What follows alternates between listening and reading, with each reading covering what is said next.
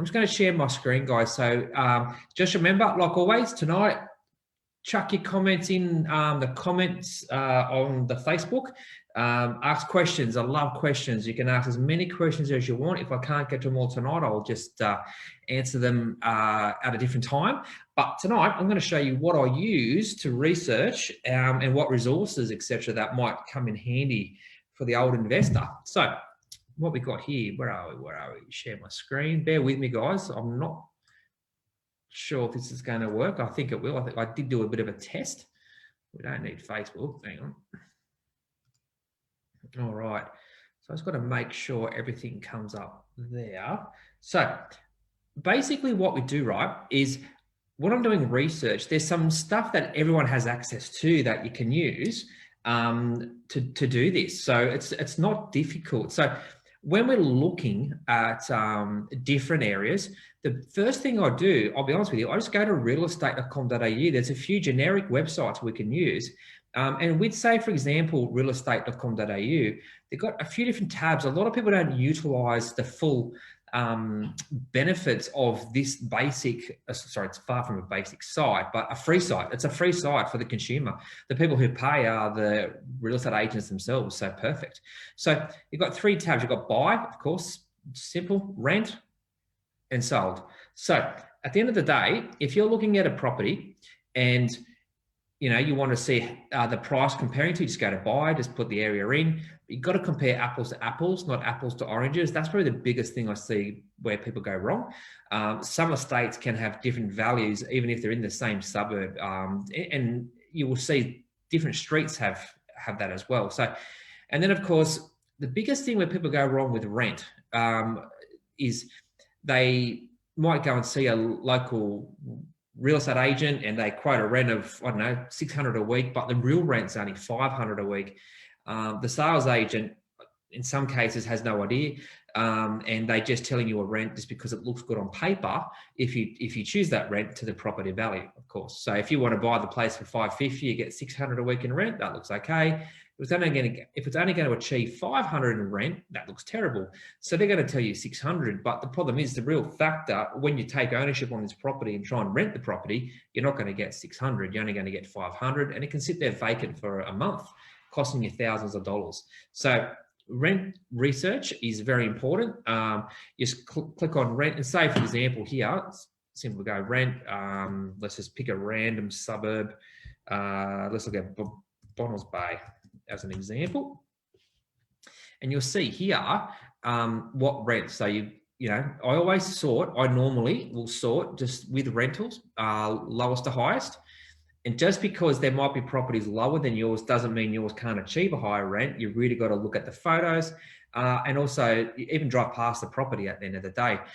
A lot of photos are professionally taken. So when you arrive at the property to do inspections, if you are a potential tenant, it may not look as good as what it does on the internet. So a big one there is just do your research with that side of things. It's very important that you get your feet on the ground. And then of course you've got sold. So if you put in sold, Bonnells Bay, I have done a live on this before. What you can do is you just go newest to oldest. Make sure you have newest to oldest in this box here in Bonnells Bay, so you know what's relevant to your property. So if it's a year old, it's probably not relevant. The market might have corrected. The market might have shifted upwards. So make sure you do that.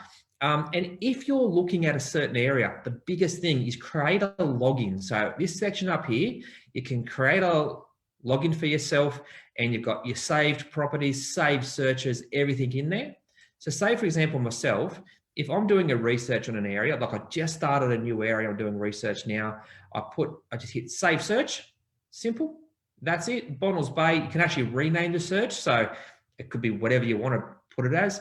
But of course, I'm going to cancel that. I don't want that save search, but you can save your search. And what happens, because you are a member then, because you have a login, every property that comes up, depends what you search for, whether you're searching for rent or for sale, every property that actually it gets up for rent or is advertised for sale, you'll get an email, normally within a few hours. So if you're looking for a certain style of property, or whether it's for a tenant or whether it's to purchase, create this login on realestate.com.au, and you'll be one of the first ones notified when it goes on the market. So you can call the agent, book it in, and see the property as soon as possible. Of course, relationships are always a big one. Always a big one with that, especially if you're looking to buy. Definitely have some relationships with some quality real estate agents.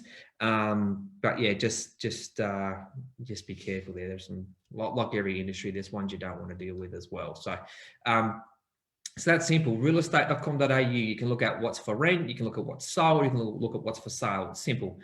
It's a free service, so it doesn't go into a huge bit of detail. It's all free for the consumer. So go for it from there. So the next one you got is domain.com.au. So that's the realestate.com.au's biggest competitor, is domain.com.au. They believe it or not, it's going to sound a little bit silly, but certain websites seem to go better in different demographics. So Domain, for example, works very good in Sydney, yet say, for example, the Central Coast or the Hunter Valley, you'll probably find realestate.com.au works better.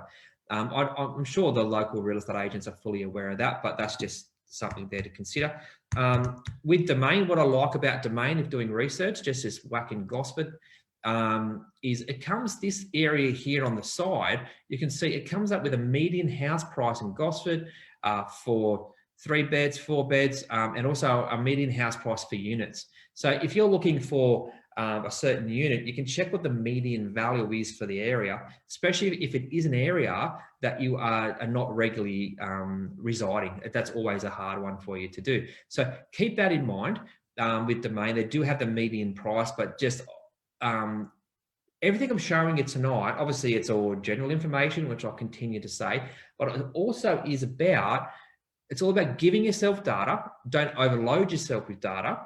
And with that information, try and work out an outcome. You've got to be careful you don't take on too much data, because then you just get confused and don't do a single thing. That to me is just very similar to procrastination.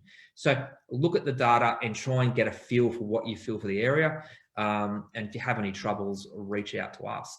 The next one is KPMG. Now, KPMG, it's just, if you just type in kpmg.com.au, it'll come up in the search bar if that's not the actual website itself.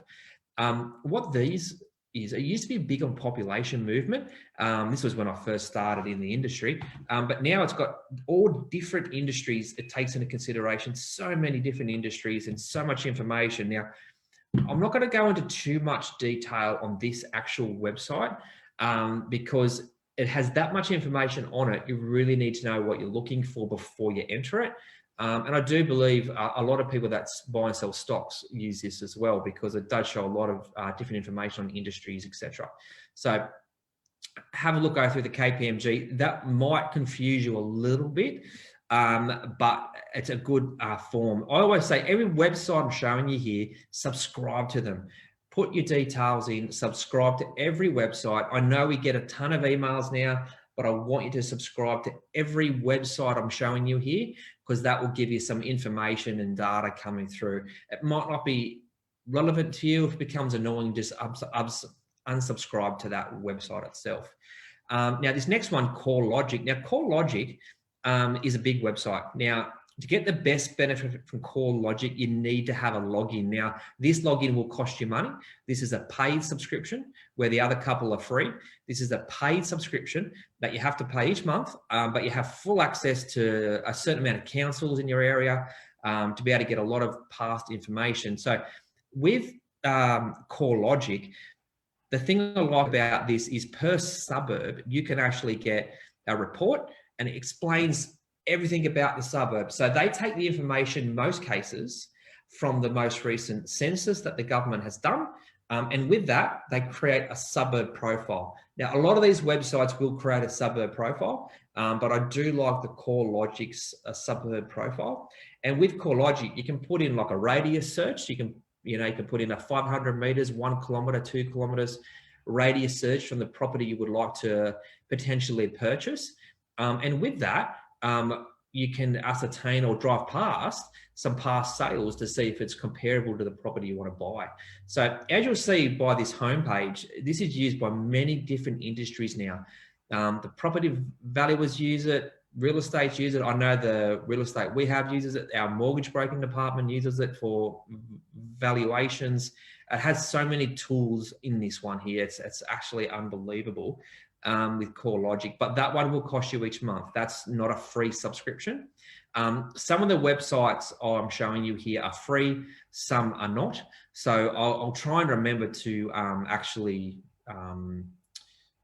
explain to you which one's what. Now, at the end, guys, I did forget to mention at the beginning, at the end, I'm going to show you a couple of websites I use and just do a bit of a scenario for you on a certain property or area or whatever in there as well. So another big one that people do not use is just your local council website. So say, for example, like my local council website here is Lake Macquarie. So whether you're in Sydney City, whether you're in Port Stephens, whether you're in, I don't know, Cessnock, Sigleton, Brisbane, Logan Council, whatever it is, each council website has a lot of information. You just got to look for it. So say, for example, here on this council website is the thing I like the most. So you go to our council, okay? Where are we here? I think it's planning. Where are we? So this one here, for example, you've got planning. So you've got city strategies, plans, and reporting. So the one I like to look at is the community strategic plan. So if you look at this, what this is, and there's a PDF for you to download as well. This gives you an overview of what the council's vision is for the area. So a council is not just a suburb, as everyone is aware. It's a relatively large area, but it gives you a strategic plan of what their plan is for the next 5 to 10 years. It can help you, it can guide you a little tiny bit there on where you want to buy within that council, because if they're going to fund or push money towards a certain pocket of that council area, that local government area, you really want to make sure you're buying property in that area. Okay, that's probably a big one there. Make sure you are definitely looking at the community strategic plan, and you can click this button here. I won't click it now, it might muck up my little screen, and you can download the PDF, and you can, that's a 7 megabyte file. So make sure you've got a couple of hours spare to read through that. And like everything they use, I'm not sure, I'm not a great person when it comes to English at school. So if they use a lot of huge words, it can get a bit confusing, but I decipher all through that nowadays, so I'm pretty well okay. So the next one, okay, so that what we've gone through so far are some basic ones. Realestate.com.au, domain.com.au, that's free. KPMG had some good information. CoreLogic, which is a paid website, and of course the council website, which is free. Any council is free, so that's no worries at all. So the next one here I've got, now this one is again, you can get a lot out of this website for free. It's called Microburbs. And say, for example, I just chuck in Gosford again as an example. I like this website because what it does, it helps you break down the area. So this one's pulled up Gosford for me. Oh, hang on. Oh, and what we're doing here, so say, for example, it's got the median land value, which is fine. You've got local pricing. So that goes over the median prices of Gosford itself. See, this median price information, you'll probably find it could be a little bit different per site too. So, but it gives you a good guide there too. So you've got planning applications. So there's 12 planning applications currently in Gosford City Council. So you can actually see what's going on. And the biggest one is, say, for example, I'll see if I can click on one here. Where are we? Yeah, see here, you've got 97 Fawn Street, West Gosford.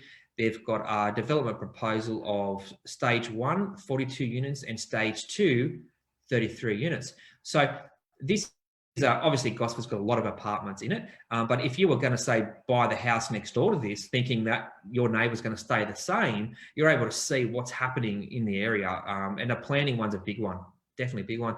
Ethnicity, sorry, bear with me with that one.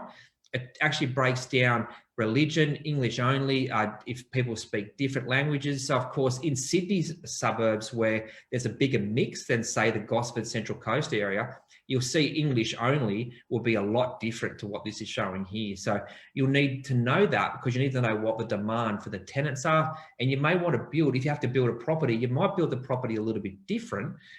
Because say, for example, I'm not sure, say it's a predominance of Indian or Chinese in that area, you might build are probably a tiny bit different to suit that, those guys. So the hip score, I love this one. This is about hippies, believe it or not. It's quite funny. Talks about body piercing, art, tattoo parlors. It's quite funny, that one. I find that one quite amusing. Your family score, 8 out of 10. Affluent score, safety score, lifestyle score. So this has, as you can see here, this has a 9 out of 10 lifestyle score. That's quite good. And that's because everything is in a small area. Community is quite high. So this is the sort of thing that you need to know. You need to see all this information if you're new to the area. Now, of course, I do all this research for our clients. Our clients don't have to do this. We do it all for them. But these are the sort of websites we use. So if you are out there and you're confident with doing it on your own, you can do that. And it also has here nearby suburbs. You've got Wyoming, Narara, North Gosford, East Gosford. So it shows you, because if you're not from the area, for example, you don't know sometimes what the next suburb is. And it just shows you how that data reflects there and see how that goes. So if you look here, for example, lifestyle scores are 9 out of 10, which it was previous. Family scores 9 out of 10, where it was an 8 out of 10 before. So what that means is there's more families living in East Gosford, because East Gosford's got obviously a lot less apartments than what Gosford has. So if you think your tenant's going to be a family and you buy in Gosford, there's less family tenants than what there are in East Gosford. I hope that makes sense, but that's just some basic information there. But I do like microburbs. I really do like it. 100% there. All right, guys. So the next one I've got here, where are we, it's called location score. Now, with location score, you can get just a quick one. You can click on this, how hot is my suburb, put your information in, and they'll send you a generic suburb profile for your suburb. But obviously, it's going to not let you do it consistently. So this is actually a paid site. You have to pay for this to be able to get the best value from location score. I'm not a huge fan of location score. I actually find some of their scoring, I don't understand some of the scoring when it's high, and I don't quite understand some of the scoring when it's low. So what I mean by that is, this is great data, but don't just rely on that data. You've got to do some research. You have to get on the ground yourself, and you have to speak to the local people to make sure you fully understand the area. Because a lot of this data, the data-driven websites I'm showing you, some of the data is out of date. So what I mean by that is, it could be 6 months old data, 3-month-old data, and that might not be where you want to be. You might want to know a lot more about that data before you make any good decisions, or bad decisions in some cases for some people. So, okay, so what we've done is we've been able to work out how we're going to find an area or research an area, okay? The next one, and I did pop this in, it's not really about areas, but it's about depreciation. And I'm a huge one. Everyone that knows me knows I love depreciation, and depreciation has to be a part of your portfolio. It might not be the core part, but depreciation has to be a part of your portfolio. And what you can do, this is BMT and Associates. This company's been around longer than me. I remember when it was only a 1-man band, 2-man band, but now it's all over Australia. And with BMT and Associates, what they do is they assess the property for depreciation benefits, which you can give to your accountant, and of course you can get tax back, or better yet, if you have positive cash flow, not pay tax on that positive geared properties. So what you can do here, you can request a quote if you want, or a quote. But the best thing I like about BMT and Associates, especially if you're looking at you could say 2 or 3 properties. If you look at planning on building, say, triplex, for example, you can get what I call a Phase A report. Now, those reports are normally free or at a very low cost, and it gives you an estimate of what depreciation they feel will be in the property. It's definitely not something you can use for the ATO, but it's something you can use as a guide, definitely a guide. And they do have this nice little calculator here. I'll just click on that, show you that one. So with this calculator, oops, hang on, I've made a mistake. Sorry, guys. Oh, here we are, use it now. With this calculator, what it does, wait for the load, you can put all your different information, property details, purchase costs, income, etc. And this will give you a generic cash flow calculator of the property you want to buy. Now, admittedly, this is a very, very, very generic calculator. So definitely do not go from that and go, great, I've got a perfect property because the BMT and Associates website said I have.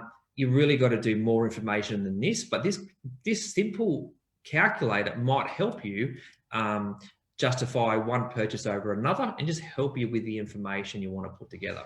Okay, guys. Okay, so the next one is the New South Wales Planning Portal. I love this site. This is a free government website.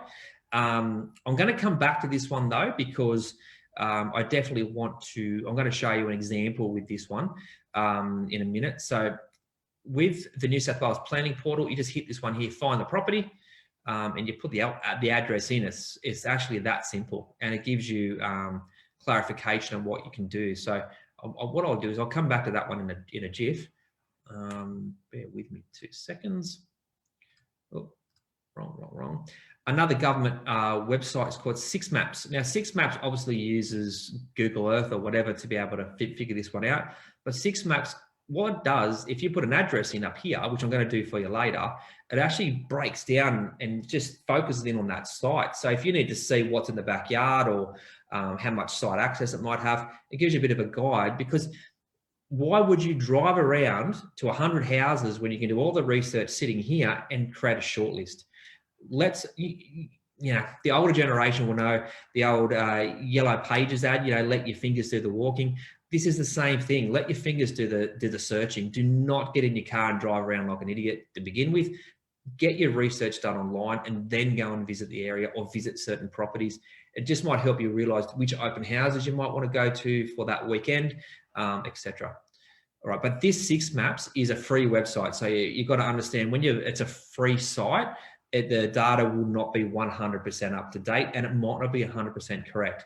So be aware of that, guys. Okay, just make sure you're aware of that. This next one, which is the better one, is Metro Map. Metro Map updates their maps regularly. Now, this is a paid subscription though. You have to pay for that one. And if you're very early in your property investment career, I would suggest stick with Six Maps. Don't start paying out money till your cash flow starts coming in. It's just like a business, guys.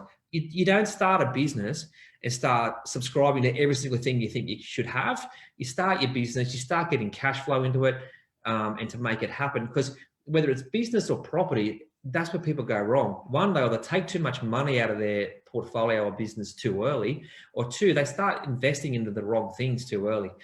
You really want to use the free avenues first, and then once your cash flow and experience comes up, then start paying for the paid websites.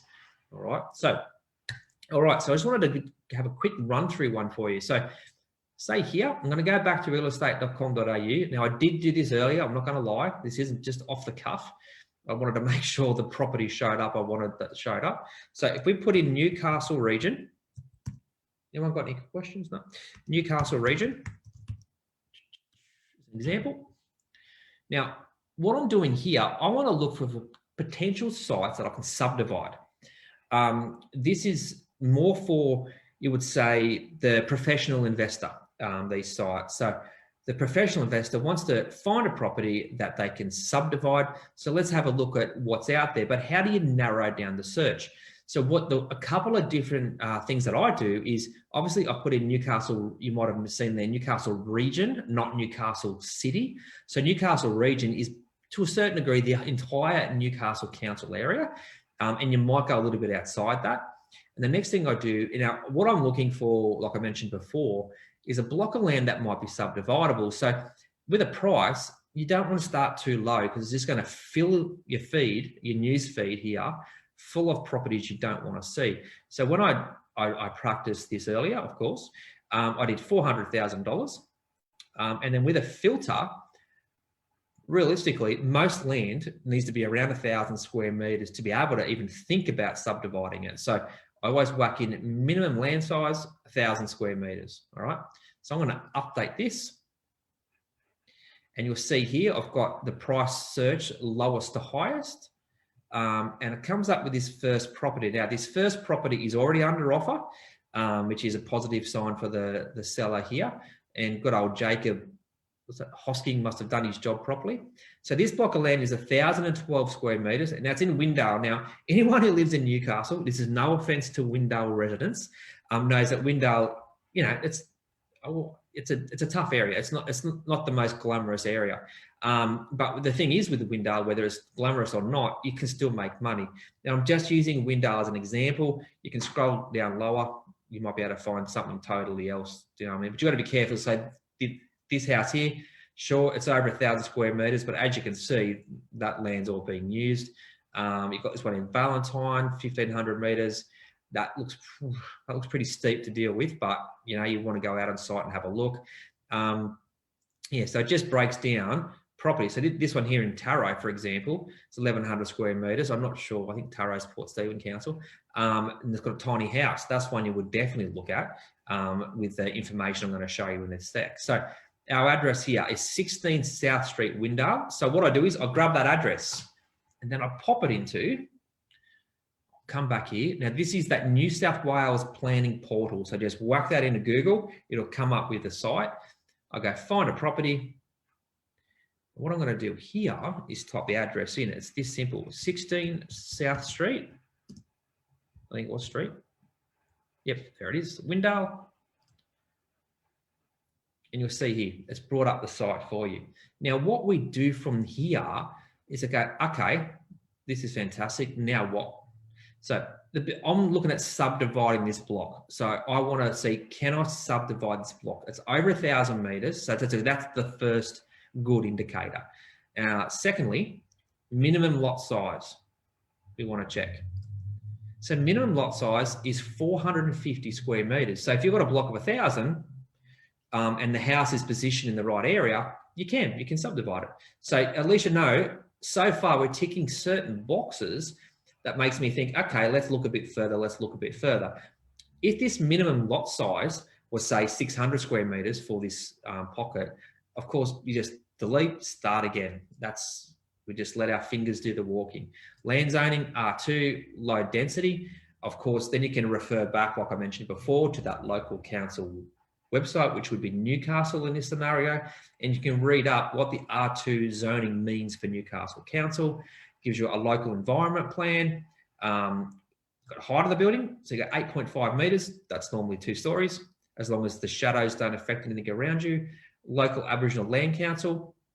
Now, this is a big one too, because some areas are affected by the Aboriginal Land Council, and you have to go through the Aboriginal Land Council to get your development approved. That can slow things down, especially if they're concerned there could be artifacts on site. Bushfire prone land, so it talks about the vegetation buffer. My subsidence, of course, Newcastle's my subsidence basically everywhere, and the my subsidence development. You've got SEP results, so if you look at it by building a SEP property, now a SEP property is over 55s in most cases, or sometimes rooming houses come under SEP 5, development control plans, etc. So what we're able to do here with 2 things. 1, we found the site. 2, 450 square meters, sorry, let's go back, is the minimum lot size. So, okay, what do we do next? We're really happy with this site so far. So I'm just going to use 6 maps because that's the easiest one to use. The other one's a little bit harder. So 16, I forget the address, sorry, 16 South Street. South Street window. Okay, and it pops it up, easy. Click on it. And it gives you guys, if you're watching this on a phone or an iPad, you might not be able to see, but in the middle here is a flag. So the best thing for you to do is go into 6 maps, type in an address on your home computer, and you'll see what we're talking about. Now, I'm just going to, oops, sorry, wrong way. This is what happens when you go from a Mac to from Windows to Mac, whatever you call it. Okay, so what we got here is not bad. So looking at this house here, when you're looking at subdivisions, just a quick one, you got to make sure if you are going to subdivide this back block off, the front house will have to have somewhere for car parking. So you'd have to look at the site, you have to go there, but there might be parking to put a carport out the side here, or whatever it might be.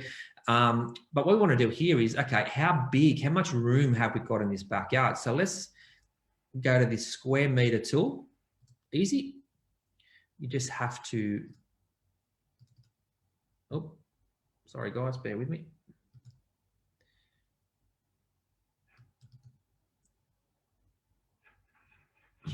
So just go across the back. I'm not sure whether you guys can see the red lines I'm whacking out there. We go across to the side, go up to, oh, I can't get up there actually, hang on, up there. All right, so what that's done is, a bit dodgy, but been able to put together here a square in the back. Now, what I haven't taken into consideration, oops, I just lost it. Sorry guys, bear with me, I'll do it again. Making a mistake here. Okay.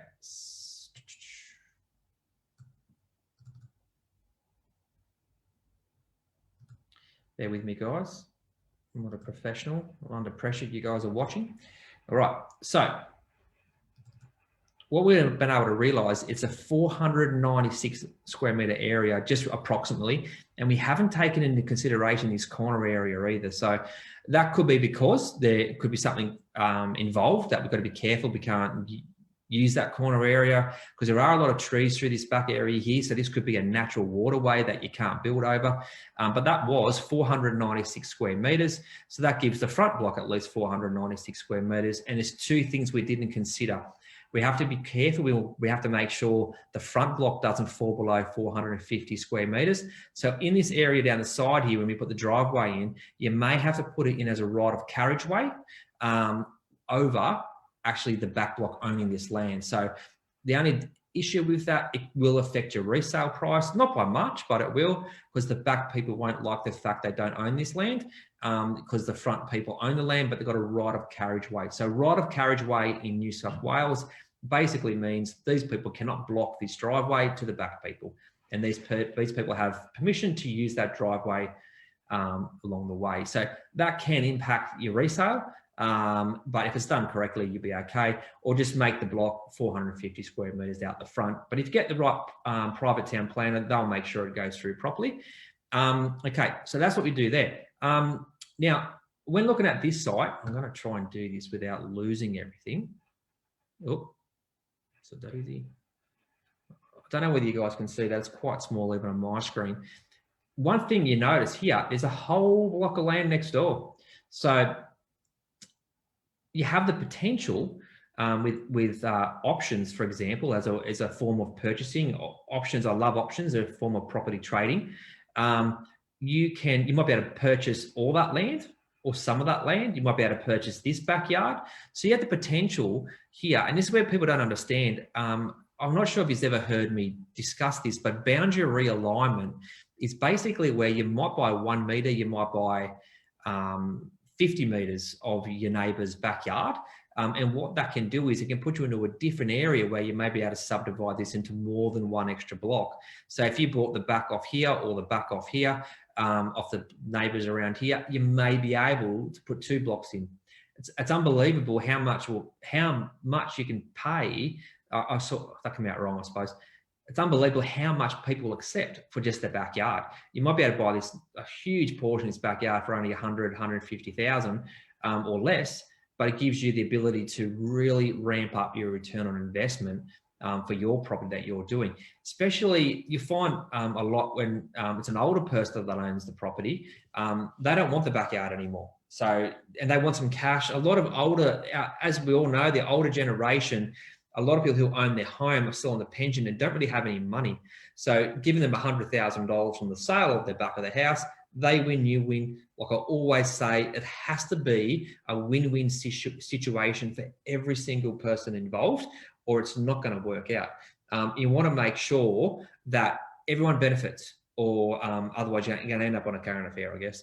But all right, so guys, I'm going to stop this now. So I just wanted to show you quickly. And admittedly, everything I do on these lives is relatively generic, relatively basic, but these are small things you have to know. You have to know all this information if you're going to jump to that next step with property investment. So that planning side I love.